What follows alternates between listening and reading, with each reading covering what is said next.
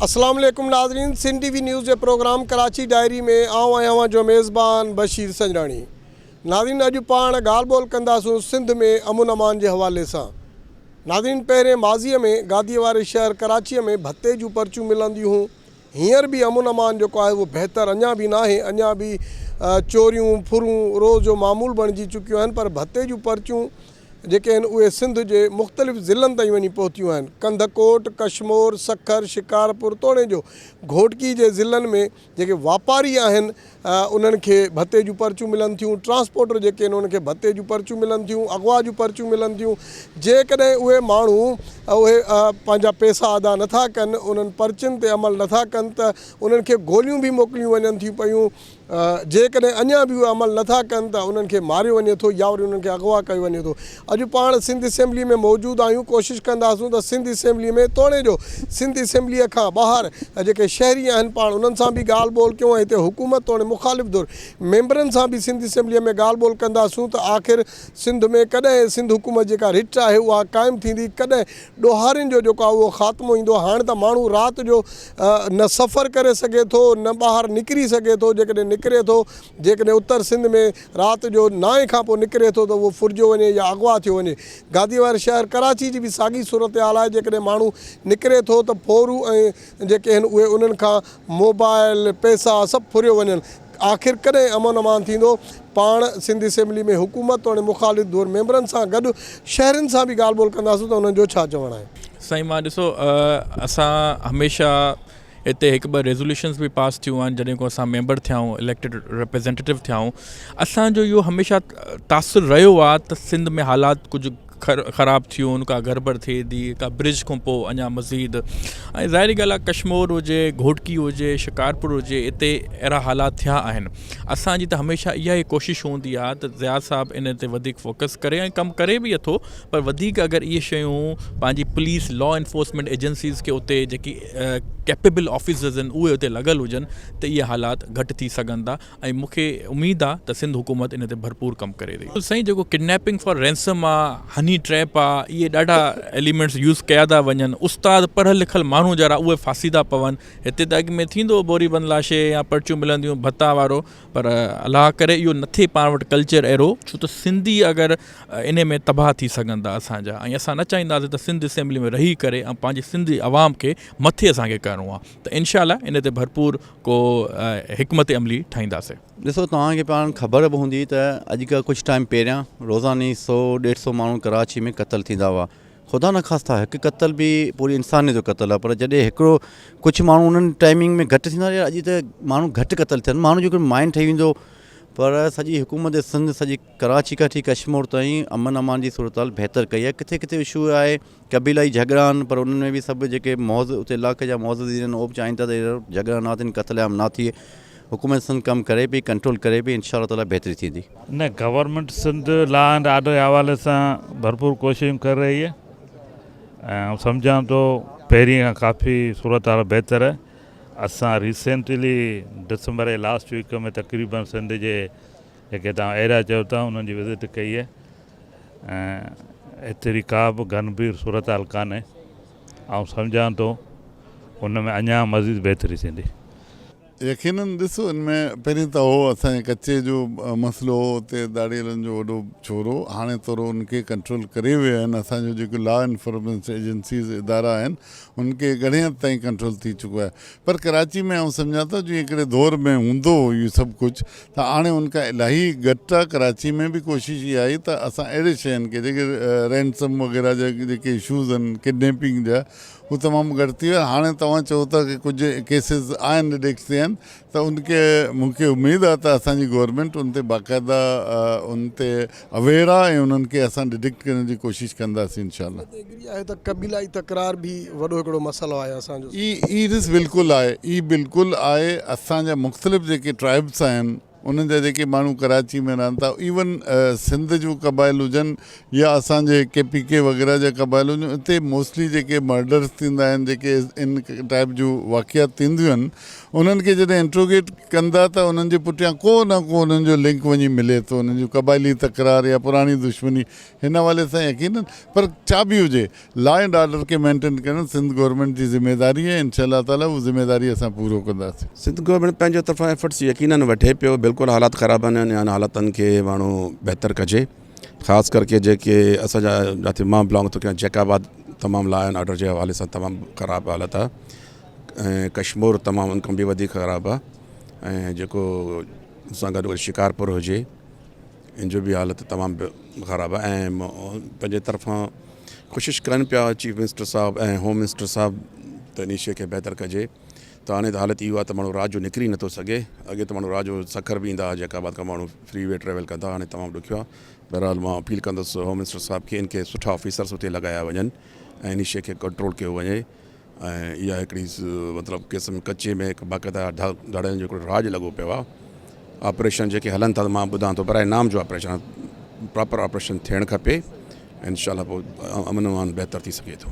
बिस्मिल्लाहिर्रहमानिर्रहीम। ॾिस, इन में का शक कोन्हे, लॉ एंड ऑर्डर जी सूरत हाल जी हवाले सां काफ़ी बहितरी आयो आहे। सिंध गवर्नमेंट इन ते काफ़ी कमु करे थो, पर ये जेको दाड़ेलनि जो इशू आहे, जेको पर्ची जो इशू आहे, इहो रहियो आहे। इन खे टोटल तौर पर असां डिनाए नथा करियूं, पर इन खे मुकमल तौर पर सिंध गवर्नमेंट इन ते असांजो CM साहिबु ऐं वज़ीर दाख़िला साहिबु ऐं IG साहिबु ऑन बोर्ड आहिनि, इन ते कमु कनि था। ऐं इंशाअल्लाह ताला सिंध में मुकमल तौर पर काफ़ी हालतूं पहिरें जी निस्बत काफ़ी बहितर आहिनि, पर अञा बि गुंजाइश आहे, हमेशह बहितरी जी गुंजाइश रहंदी आहे। ऐं इंशाअल्लाह ताला उनखे बहितर कंदासीं। ऐं अमन अमान जेको सो सिंध गवर्नमेंट जी प्रायोरिटी आहे, ऐं उन ते बाक़ाइदा कमु थिए पियो। इंशाअल्लाह ताला थी वेंदो। पीपल्स पार्टी तो कहती है कि सिंध में दूध की और शहद की नहरें बह रही हैं, लेकिन अमन व अमान की सूरत हाल ये है कि कारोबारी हजरात कराची जैसे बड़े शहर से भी भाग रहे हैं और दूसरे शहरों में जा रहे हैं। जिनके पास थोड़ा ज़्यादा सरमाया है वो मुल्क से बाहर जा रहे हैं। तो इंटीरियर सिंध में और हमारे कनकोट और दूसरे जो शहर हैं, सखर, यहाँ तो हमारे ख़ुद अपने वज़रा का और पीपल्स पार्टी के सुदूर का और तंजीमी अफराद का ही चलना फिरना मुश्किल हो गया है, क्योंकि सिर्फ जिनके ताल्लुकात उनके साथ हैं सिर्फ वही अमन व अमान में हैं। बाकी तो सारे लोग ऐसे ही हैं। जमात इस्लामी ज़ाहिर है इतवार को एक आल पार्टीज़ कॉन्फ्रेंस भी कर रही है सखर के अंदर, और सब लोगों को जमा कर रही है, और इसी तरह इसी पर अमन व अमान के हवाले से, क्योंकि अंदरून सिंध के लोगों के अंदर ज़ाहिर है वहाँ कारोबार होता है, जहाँ लोग रहते हैं वहाँ कारोबारी ज़िंदगी बहाल होनी चाहिए। लेकिन इन सारी चीज़ों के अंदर हमारी हुकूमत सिंध नाकाम हो चुकी है, ना तो इनको तहफ़्फ़ुज़ फराहम कर रही है और ना ही कारोबारी जो इंडिकेटर्स होते हैं उनके बेहतर करने की कोई कोशिश कर रही है। कबीलाई तकरार भी इसकी जड़ है। कबीलाई तकरार आप देखें कि उन अज़ला में, उन छोटे छोटे शहरों में बहुत बड़े बढ़ गए, छोटी छोटी बातों पे एक दूसरे को मारना, इससे भी ज़ाहिर अमन अमान बेहतर नहीं। देखिए ये तो सब उस वजह से है कि हमारे यहाँ तालीम की कमी है ना। इल्म जब तक नहीं देंगे लोगों को कारोबार नहीं देंगे, लोगों को उनकी सहूलियात नहीं देंगे, तो ये सिलसिला तो चलता रहेगा। कबाइल के अंदर जो तकरार होती है, कबाइल में झगड़े होते हैं, इसकी बुनियाद भी जो है वो अपनी अना के ऊपर ही होती है। जब उनको जो है इस तरह के फैसिलिटीज़ दी जाएंगी, सहूलियात दी जाएंगी तालीम के हवाले से, तो यकीनी तौर पे लोगों के बेहतर होगी। असांजी त प्रायोरिटी इलेक्शन में भी असां ॿुधाए चुकासीं त अमन अमान असांजी फर्स्ट प्रायोरिटीज़ में शामिल आहे, ऐं कोशिशि बिल्कुलु थी रही आहे। पहिरियां खां हालतूं काफ़ी बहितर आहिनि। असां कॾहिं बि पीपल्स पार्टी जो क्लेम न कयो आहे त असां 100% सभु कुझु बिल्कुलु ठीकु करे छॾियो आहे। असां चऊं था त बहितरी जी ज़रूरत मौजूदु रहे थी, लेकिन तव्हां माज़ी में ॾिसो ऐं अॼु ताईं ॾिसो, जॾहिं माण्हू काफ़िलनि जी सूरत में गाॾियूं हलंदियूं हुयूं, उहे ॾींहं बि कंहिंखे विसरिया कोन हूंदा। ऐं हींअर जेकॾहिं सिंध में आम माण्हू आराम सां मूव करे सघे पियो, त उहो सिर्फ़ु पाकिस्तान पीपल्स पार्टी जी वजह सां। ऐं इंशाअल्लाह जेके नंढियूं कुझु जॻहियूं रहिजी वियूं आहिनि, जिते ज़रूरत आहे वधीक कमु करण जी, उते असां वधीक कमु कयूं। कबीलाई तकरारनि जे हवाले सां छा चवंदो, उन जे करे बि वॾो असरु पए थो बेहतर सिंध में? असांजो ख़ुदि सदर ज़रदारी साहब भी इन्वॉल्व थिया हुआ, ऐं जेके बि कबीलाई तकरार आहिनि, ऐं असां हर फोरम ताईं इहो मैसेज ॾींदा रहिया आहियूं त कंहिं बि कबीले जी फतह इन झेड़े में या इन तकरार में न आहे। प्यार मोहब्बत सां ई असां सिंध खे ऐं पाकिस्तान खे अॻिते वधाए सघूं था, पंहिंजनि कबीलनि जा नाला अॻियां करे सघूं था। इश्यूज़ आहिनि पंहिंजी जाइ ते, पर सिंध गवर्नमेंट ऐं होम मिनिस्टर साहब या असांजी जेका पुलिस IG साहब वारनि काफ़ी बहितरी आंदी आहे। इश्यूज़ पंहिंजी जाइ ते आहिनि, पर जे तव्हां उनजो तनासुब ॾिसंदो, रेशो ॾिसंदो त क्राइम में घटिताई थी आहे ऐं इलाही ॾोहारी जेके आहिनि उहे मारिया बि विया आहिनि, पकड़िया विया आहिनि ऐं इंशाल्लाह वधीक बहितरी बि थींदी ऐं इन्हनि खे मुकमल तौर ते इन्हनि जो सफ़ाइयो कंदासीं। अदा सिंध हुकूमत हर वक़्तु सुजाग आहे, CM साहब हुजे या असांजो होम मिनिस्टर हुजे, हर वक़्तु सुजाग आहिनि, माण्हुनि सां राब्ते में आहिनि। तव्हां ख़बर आहे त उहे दौर बि हुया जॾहिं माण्हू कानवाई जे ज़रिए इहे रस्ता पार कंदा हुया, तव्हांखे ख़बर आहे इन ॻाल्हि जी। पर अॼु मां सम्झां थी त उहो माहौल कोन्हे को, थोरी घणी बदमनी हूंदी, थोरी घणी हूंदी, पर उन ते जेको आहे सो सिंध गवर्नमेंट तदारुक वठे थी पई, इंशाल्लाह ताला उहे बि मसला हल थी वेंदा। देखें, ये सब तो हीले बहाने हैं इन लोगों के। बात ये कि हुकूमत को अपनी रेट कायम करनी चाहिए। कराची से लेके कश्मीर तक मैं कहता हूँ कि सिर्फ कराची में नहीं, पूरे सिंध भर में किसी इंसान की ना जान ज़ाया होनी चाहिए, ना उसका जो मेहनत की कमाई है वो ज़ाया होनी चाहिए। इसमें हुकूमत को रेट कायम करनी चाहिए। देखें, ये अगर आप आज की बात करें और वो आप आज की हुकूमत जो है सिंध गवर्नमेंट जो 16 साल से सिंध में काबिज़ है, और कोई ऐसी आपको पता है कि इस दफ़ा की हुकूमत तो ऐसी है कि जितने इनके अरकान हैं तो मेरे ख्याल से शायद कभी भी नहीं है। तो अगर ये बहाने बनाएं कि भाई पहले ये होता, पहले जो होता था तो होता, तुम आज सही कर दो ना यार, आपकी नीयत नहीं है।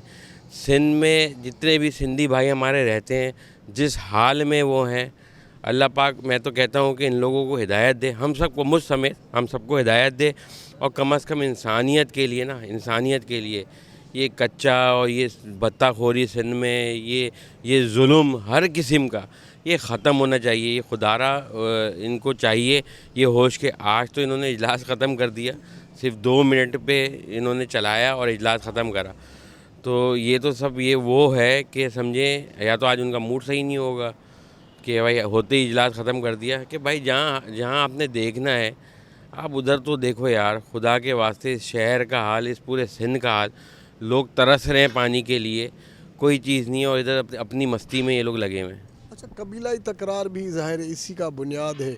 आप देखें कि कबीलाई तकरार, कारोकारी, वहाँ पे हुदूद दिए हुए हैं, उसी पे भी किडनैपिंग बहुत ज़्यादा हो रही है। तो पीपल्स पार्टी चाहे सिंध हुकूमत है, उनके ज़ाहिर है वहाँ पर वडेरे वगैरह ये वो तो अमन अमान हो सकता है। देखिए, मैं ये कहता हूँ कि जुल्म है, चाहे वो कबीलों में हो या कबीले का कोई वडेरा करे, कोई सरदार करे, कोई मुझ जैसा बंदा करे, जुल्म होता है। ठीक है, इंसान को खौफ खाना चाहिए। हम सबको मरना है, कब्र में जाना है, अल्लाह ताला ने हिसाब करना है। तो भाई इन चीज़ों से निकलो, आगे बढ़ो। दुनिया कहाँ पहुँच गई है, हम आज तक सिर्फ इसी में लगे हुए हैं कि इंसाफ कौन देगा, पानी कौन देगा, कचरा कौन उठाएगा, तालीम कौन देगा, सेहत कौन देगा। मैं कहता हूँ जो हो गया चलो सो हो गया, आज से तो अच्छे की शुरुआत करो यार। ठीक है, जो करना था कर लिया ना तुम लोगों ने यार।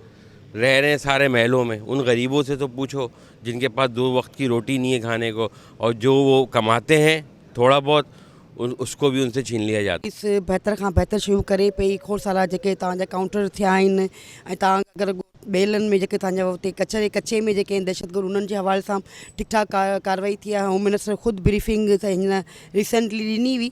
खोड़ सारी शयूं बहितर थी, पर अञा ज़रूरत आहे। ऐं हिते जेको ख़ासि तौर ते स्ट्रीट क्राइम जेको थिए थो, मोबाइल जी स्नैचिंग थिए थी, इहे इशूज़ आहिनि। सो उनखे सम्झूं था त तव्हां हिन वक़्तु जेकी आहे उहो मुंहिंजे ख़्याल में न्यू अपॉइंटमेंट थियणु खपे, ताकी जेतिरा त वसीला तव्हां पुलिस खे ॾींदा, अगरि असां रेंजर्स ते ॿियनि ते डिपेंड करूं था, उनखां बहितर त असां वधीक एम्पावर फैसिलिटीज़ असां अगरि पुलिस डिपार्टमेंट खे ॾियूं त हू वधीक एफिशिएंट थी, वधीक कमु करे सघे थी।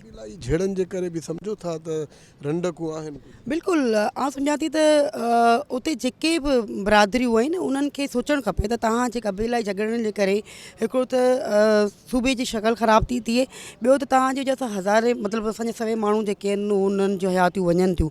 त वॾो किरदारु आहे असांजा जेके बि सरदार आहिनि, वॾा आहिनि, जेके बि वेठल आहिनि, पंहिंजी कॉन्स्टिट्यूंसी उन्हनि जो कमु आहे, रोल आहे त हू वधीक बहितर तरीक़े सां कनि। छो त इन में को शक कोन्हे त कबीला झगड़नि जे करे जेको आम माण्हू आहे उहो सफ़र करे पियो, ऐं ॾींहुं ब ॾींहुं उन जे लाइ मुश्किल वधंदी वञे। तो मसला ये है कि ये मैं पहले भी बात कई दफ़ा कर चुकी हूँ कि जब तक तीनों सूबे मिलकर इन डाकुओं के ख़िलाफ़ कार्रवाई नहीं करेंगे तो इस मामले से निजात नहीं होगी, क्योंकि वो पंजाब चले जाते हैं या बलूचिस्तान का बॉर्डर पार कर जाते हैं, फिर हमारी हुदूद ख़त्म हो जाती है और फिर जब थोड़ा मामला ठंडा होता है तो वो वापस आ जाते हैं। तो इसलिए तीनों सूबाई हुकूमतों को मिलकर इस पर मुश्तरका ऑपरेशन करना चाहिए, ताकि जो लोगों को पर्चियाँ या अगवा बराए तावान है इससे निजात मिल सके। देखिए, सिंध के अंदर ख़ास तौर पर अगर अंदरून सिंध के आप इस हवाले से बात करें तो ये किडनैपिंग का मामला तो डाकुओं का मामला जो है ये मतलब सिंध के अंदर एक बड़े अरसे से चला आ रहा है। पिछले 15 साल से इसी किस्म की सूरत हाल थी। ये वाक़यात वहाँ पे थे, अब ला के आपने कराची के अंदर भी इस सिलसिले को जारी कर दिया गया है। कराची के ये आलम है कि अमन व अमान में आप अपने घर से खुद या आप अपना कैमरा लेके निकलते होगे तो यकीनन आप अपने घर वालों से कहते हो कि हमारे लिए दुआ करें। आपके कैमरे, आपके 1500 रुपये के मोबाइल के ऊपर लोग एक दूसरे को गोली मार देते हैं यहाँ पर। क्यों? ये कोई बेरोज़गारी की बात नहीं है, ये सिर्फ हुकूमत की नाअहली है। आपने कराची के अंदर उस अफसरान को ला के बिठा दिया जो ना कराची के डायनामिक को जानते हैं, ना कराची के लोगों की साइकी को जानते हैं। पूरे ला के आपने कराची के अंदर पुलिस जब किडनैपिंग कर रही हो, पुलिस जब शॉर्ट टर्म जो है लोगों से भत्ते ले रही हो, पुलिस लोगों को अगवा करके उनसे तावान ले रही हो, तो फिर आप अमन अमान कौन कायम करेगा मेरे भाई? जी बिस्मिल्लाह, शुक्रिया। ये तो वतीरा हमारे मुल्क में रहा है माजरत के साथ। आपने भी पीपल्स पार्टी की बात की तो पिछले चौथी बार लगातार जो है वो पीपल्स पार्टी जो है वो गवर्नमेंट में आई है, और उसके बावजूद भी जो है ना वो अमन अमान जूँ का तूँ बल्कि अमन अमान बद से बदतर हो गया है। आपने बात की, अब तो आपने देखा होगा ये 2 हफ्ते पहले जो क्लिफ्टन पे जो ये कच्चे के जो 2 डाकू किसी आदमी को अगवा करके जा रहे थे, वहाँ पर भी जो है ना उनको एक मेरे ख्याल से मर गया था, एक को पकड़ लिया। तो ये कच्चे के डाकू तो अब सिंध छोड़ के मतलब कराची के अंदर भी जो है ना इस वक्त इंटीरियर सिंध में तो कराची में भी पहुँच गए, यहाँ से भी अगवा बराए तावान हो रहा है। और यहाँ तक भी मैंने सुना था कि इसके अंदर भी जो है ना कुछ MPS के नाम भी आ रहे थे कि इनकी भी इन्वॉल्वमेंट इसके अंदर है। अगर है तो इनको बिल्कुल, आप मीडिया वाले हैं, आपको जो है वो मंजर आम पे लाना चाहिए कि ये जो अगवा बराए तावान, ये भत्ते की पर्चियाँ, इस लानत से जो है वो आखिर हम कब छुटकारा पाएंगे। आप देखें ना, इससे पहले मैं लियारी का MPA हूँ, XPS 106 का, वहाँ पर जो एक मामला एक टाइम पे थे, अल्लाह का शुक्र है अब वहाँ पर हालात बेहतर हैं। लेकिन अब तकरीबन मैंने सुना था कोई सखर के हमारे एक MNA साहब है, उन्होंने बयान दिया था कि अब तो हमारे पंजाब से रहीम यार खान से भी जो मेहमान आते थे ना सिंध में या सखर की तरफ या रहीम यार खान से जो आते थे, अब वो भी नहीं आते हैं। क्यों? वो इसलिए नहीं आते कि अमन अमान की सूरत हाल ख़राब है। डाकुओं को जो है ना वो आपकी लोकेशन भी देख रहे होते हैं और आपको अगवा करके ले जाते हैं और उसके बाद जो हाल करते हैं। तो ये अलमिया हमारे सिंध का शुरू से रहा है। अल्लाह पाक हमारे हुक्मरानों को अक्ल सलीम अता फरमाए कि ये जो अपनी सिक्योरिटी पे इन्होंने जो बड़ी बड़ी जो पीछे मोबाइलें लगाई हुई हैं कि वो सिक्योरिटी की मोबाइलें उनको हटा के उनको वापस जो है वो थानों में भेजें, उनको सिक्योरिटी से हटा के वापस जो है वो पेट्रोलिंग पे भेजें ताकि हमारे मुल्क के हालात सही हो। और दूसरी बात कि भाई सब जगह पे ऑपरेशन हो रहे हैं कि दहशतगर्द हैं, फलाना ढिमकाना है, तो कच्चे के डाकू भी तो दहशतगर्द से कम तो नहीं है। तो यहाँ पर भी मैं चाहता हूँ कि हमारे फ़ौजी जो हैं जवान, यहाँ पर भी इनको जो है ऑपरेशन करना चाहिए। कबीलाई जो झगड़े होते हैं आपने देखा होगा कि मुख्तलिफ जो इलाके हैं उनमें होते हैं, कारोकारी कबीलाई झगड़ा, पुलिस पहुँच नहीं सकती। तो सिंध गवर्नमेंट का काम है कि वो कबीलाई तकरार ख़त्म करे, वो उनके तो ज़ाहिर साथ ही बैठे हुए। देखिए आए दिन जो है वो जो कबीले के जो झगड़े चल रहे हैं ना, उसमें भी तो हमारे MPS MNAs ही है ना। सिंध गवर्नमेंट के भी MPS आप देख लें, इनके भी जो झगड़े चल रहे हैं। और ये कोई ढकी छुपी बात नहीं है। सोशल मीडिया पे आप ये चीज़ें देख रहे हैं, न्यूज़ में भी आप ये चीज़ें देख रहे हैं कि आपस के जो कबीले के झगड़े के अंदर जो है वो कोई कम से कम 15-15, 20-20 आदमी एक साथ मार दिए जाते हैं और हुक्मरानों के जो है कान पे जून तक नहीं रेंगती है। तो ये बिल्कुल ज़्यादती है सरासर। और ये मेरा मुतालबा है आर्मी चीफ से भी, हुक्मरान के साथ साथ आर्मी चीफ से भी, कि कम से कम जो है वो इनको ऑपरेशन करना चाहिए कच्चे के इलाके में भी। और ये जो जिस तरीके से आपने बताया था कि कोई भी फतवा लगा के मार देते हैं, जो गाँव के अंदर जो पंचायत बैठती है, वडेरे बैठते हैं, ये सिस्टम नहीं होना चाहिए। हम इंसान हैं, हमारे लिए कानून बना हुआ है और कानून के मुताबिक जो सबको चलना चाहिए। बिल्कुल ॾिसो, हिकिड़ो अर्ज़ु कयां त अगरि तव्हां लॉ एंड ऑर्डर खे ॾिसंदा त जेको केयरटेकर दौर हो उन में ज़रूरु लॉ एंड ऑर्डर सिंध जो ख़राबु थियो। उन ई खां पोइ ॾींहों ॾींहुं अल्हम्दुलिल्लाह इम्प्रूवमेंट थिए पई। अॼु पाकिस्तान में अल्लाह जी महिरबानी सां पाकिस्तान पीपल्स पार्टी जी हुकूमत जी महिरबानी सां अगरि पाकिस्तान में को बहितर स्टेबल सूबो आहे त सिंध सूबो आहे, जंहिंमें बहितरीअ सां गवर्नेंस बि थिए पई ऐं लॉ एंड ऑर्डर बि निस्बतन सॼे मुल्क में अगरि को बहितर आहे त सिंध में बहितर आहे। नाज़रीन, अॼु सिंध असेंबलीअ में हुकूमत तोड़े मुखालिफ़ दौर मेंबरनि सां ॻाल्हि ॿोल कईसूं त सिंध में अमन अमान जी बहितरी आख़िर कॾहिं ईंदी। कराचीअ में चोरियूं फुरूं रोज़ जो मामूल आहिनि, जॾहिं त उत्तर सिंध में धाड़ियल अगवा कल्चर जेको आहे उहो आम थींदो पियो वञे। माण्हू महफ़ूज़ न आहिनि, उनखे भत्ते जूं पर्चियूं अगवा जूं पर्चियूं उन्हनि खे मिलनि थियूं पियूं। इंतिहाई परेशानी वारी सूरत हाल आहे। पीपल्स पार्टी जा जेकी MPs आहिनि त उन जो वज़ीर आहिनि, उन्हनि सां पाण ॻाल्हि ॿोल कईसूं। उन्हनि जो बि चवणु हो त हिन वक़्तु हालतूं जेके आहिनि पहिरें खां बहितर आहिनि। पहिरें कानवाईअ में माण्हू हलंदा हुया, पाण कराचीअ में 10-10 लाश किरंदा हुआ, पर हाणे अमन अमान बहितर थियो आहे। हू इहो ज़रूरु मञनि था पिया त उत्तर सिंध में अञा बि कुझु कम जी ज़रूरत आहे। उते धाड़ियल राज जेको आहे सो हिन वक़्तु बि मौजूदु आहे, पर कोशिशि आहे त उन्हनि खे ख़तमु कयो वेंदो या उहे सिलेंडर कंदा। अमन अमान जी सूरत हाल पहिरियां खां बकोल उन्हनि जे त बहितर थी रही आहे। जॾहिं त मुखालिफ़ दुर मेंबरनि सां पाण ॻाल्हि ॿोल कईसूं, मुखालिफ़ दुर मेंबरनि जो चवणु आहे त पीपल्स पार्टी जी हुकूमत 16 साल रही आहे, पर सिंध में अमन अमान अञा ताईं बरक़रार न थी सघियो आहे। कराची शहर में चोरियूं फुरूं रोज़ जो मामूल बणिजी चुकियूं आहिनि। को माण्हू ॿाहिरि नथो निकिरी सघे, राति जो 11 वॻे खां पोइ घर नथो वञी सघे। जेकॾहिं कंहिं घिटीअ में अंदरि दाख़िल थींदो त उनखां मोबाइल, उनखां पर्स, का बि शइ जेका आहे उहा उन्हनि वटि न रहंदी। जॾहिं त सिंध जे मुख़्तलिफ़ ज़िला आहिनि, जीअं कशमोर आहे, कंदकोट, शिकारपुर, सखर, घोटकी, इहे ज़िला बि महफ़ूज़ न आहिनि। उते जेके वापारी आहिनि उन्हनि खे भत्ते जूं पर्चियूं मिलनि थियूं। जेकॾहिं हू भत्ते जूं पर्चियूं मिलण खां पोइ बि अमल नथो करे त उन्हनि खे गोलियूं मोकिलियूं वञनि थियूं। गोलियुनि ते बि अमल नथो करे त आख़िर या त उन्हनि खे मारियो वञे थो, फायरिंग कई वञे थी। ॾहका जेको आहे सो ख़ौफ़ हिरास जेको आहे सो उते फैलायो वञे थो। उन्हनि खे अगवा कयो वञे थो। अगवा करण खां पोइ लखें रुपया, किरोड़े रुपया जेको आहे सो अगवा जेके तावान आहे उन्हनि जो भुंग उहे उते घुरिया वञनि था, नथा ॾियनि त उहे माण्हू मरी था वञनि। उन में भली वापारी हुजे या ग़रीब माण्हू हुजे, उहो जेको आहे सो मारियो वञे थो पियो। इंतिहाई परेशानी वारी सूरत हाल आहे। सिंध हुकूमत इहो चई करे पंहिंजी जान आजी करे थी त पहिरियां खां हालतूं बहितर आहिनि, पर हालतूं अञा बि इंतिहाई ख़राबु आहिनि। सिंध हुकूमत खे घुरिजे त तमामु हिकिड़ो ग्रैंड ऑपरेशन करणु घुरिजे उन्हनि ॿेलनि में, उन्हनि धाड़ियलनि ख़िलाफ़, त जीअं सिंध में अमन अमान जेको आहे उहो बहितर थी सघे। कराची डायरी जे प्रोग्राम में पंहिंजे मेज़बान बशीर सजनाणी खे ॾींदा इजाज़त। अल्लाह भाई।